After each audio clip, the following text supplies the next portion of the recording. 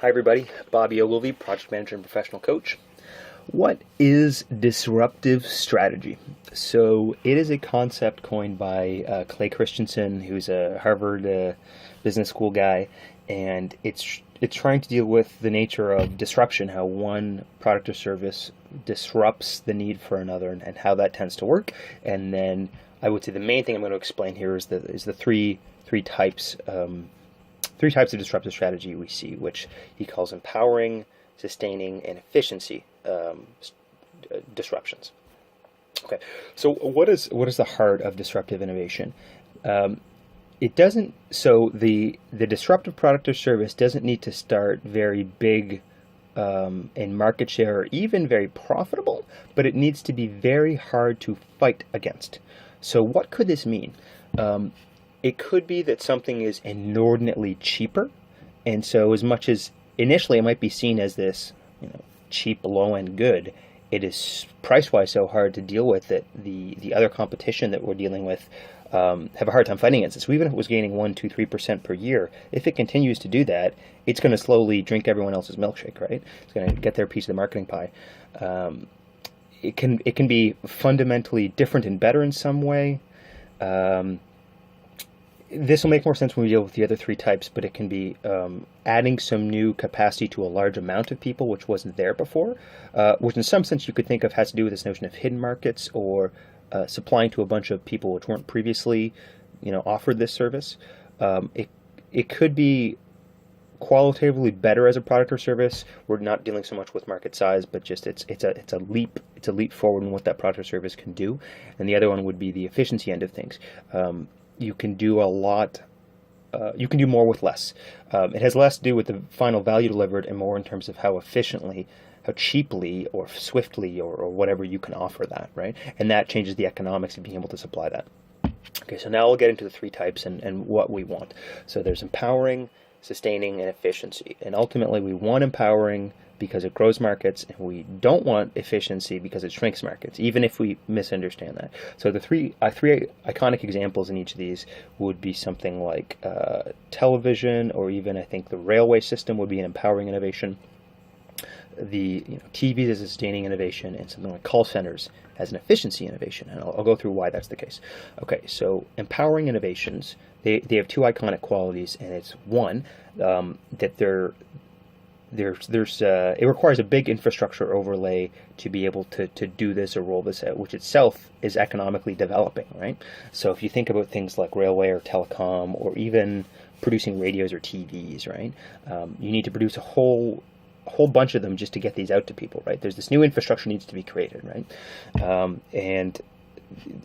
So in doing that, it requires more production to happen, and that spurs economy, spurs growth. There's a big economic opportunity there, right? And then the other part of that is that it's empowering those people once they have it, right? So this new capacity or platform, or a lot of times we end up talking, it's about communications, but it doesn't have to be in the communications field. But it enables them in some way. So it's really very much worth it. It makes them significantly better off. And so empowering innovations are great. They really spur economies, and they help everyone go forward. And the empowering part means that everyone's better off because of them once they're in play. They grow markets. We love them. In the middle, we have sustaining innovations. So the product gets better. It could even get leaps and bounds better, but the market doesn't substantially change in size. So the iconic example here would be, I know I mentioned TVs in the other one. That was actually wrong. This is actually where Christensen mentions TVs, because he says as much as TVs, let's say, think of in the past 20 years, right? Our TVs have gotten much bigger, they've gotten more flat screen, they've gotten varying degrees of high definition better. There's more inputs you can put into TVs, and linking up with your computer and all kinds of things. But the overall TV market hasn't changed. It's not like we have mystically started selling twice as many TVs. We just sell big flat screen TVs as opposed to old big CRT TVs. So the product, and so the market stays relatively the same. Now, I mean, still, if you are the person with the new next better TV, you can short-term grab a piece of market share, but it's not like the overall market size is changing, right? So they're not bad. At least they're not shrinking the market. On the far end, we have efficiency innovations, and they allow you to do more with less. And what this means is, so you create advantage through efficiency, right? You can spend less labor to achieve more. You can do something cheaper. You figured out some supply chain innovation to deliver it faster, whatever it is, right? And that'll help you deliver your final product or service better, more efficiently, more economically. But the bad thing is it also shrinks markets. So yeah, the iconic example of that would be call centers. And as much as short term, if you think of your particular region or locale, hey, do you want this, company to come and employ 500 people in a call center?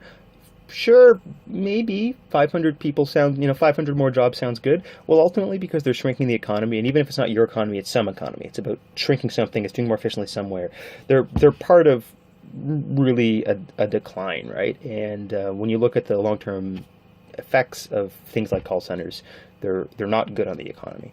And so, having regions compete for call centers and incentives to, bring it in this place as opposed to that place is really a bad deal, and it's really very short-sighted. Now, Christensen does say it's like these are all natural parts of innovation, so it's not like we can or should have one of these and not the other. It's not like we can just stop doing efficiency innovations. The good thing is, on an individual consumer level, efficiency innovations are also what allow us to access things more cheaply and easily. So think of now. So what are we now? I guess we're January 1st, 2017, right? Think of all the things we can get for free or incredibly cheap now that we couldn't 15 years ago, right? We have incredibly good email. We have tons of good free online apps we can access. We have so much information. We have so much information processing. We have so much access to data and research and tons of other services, right? Because there are these efficiencies in play, or because it also fits with people's business models to allow us it behooves them to give us free services that are a piece of what they're doing. So in some sense, we're way more better off for that, right? Now that may shrink markets, they may do other things, but that's it can't have a useful tone to consumers, right? So I don't want you to think efficiency is necessarily all bad. These are all part of a natural life cycle. So there is a place for all these, but generally, if we're talking about economic growth, and the reason why regions tend to really love startups at this point, a lot of places will basically say tech startups are the rocket fuel of economies, right? Or to reframe it, high growth businesses are the rocket fuel of economies, and that's what helps produce jobs and increase the tax base and all these sorts of good things that we want. And so, if you think of linking whatever your product or service to disruptive innovation, that's what you want to be doing. Does this require a massive infrastructure layout? And is it empowering people with some significantly new thing?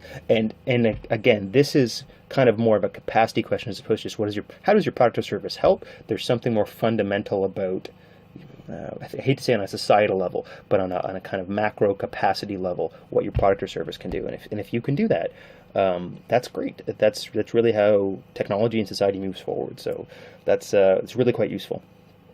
So again, disruptive strategy deals with how one product or service might disrupt another, and we have the three types of empowering, sustaining, and efficiency disruptions. And obviously, of those, you want to be in the empowering end of that because they're what grow economies. So I hope this was useful to you guys. Hope you understand a bit more about how disruption and strategy works, and you can put this to play for your own product or service. All right, I'm Bob Yogli, Project Manager and Professional Coach. I'll talk to you soon.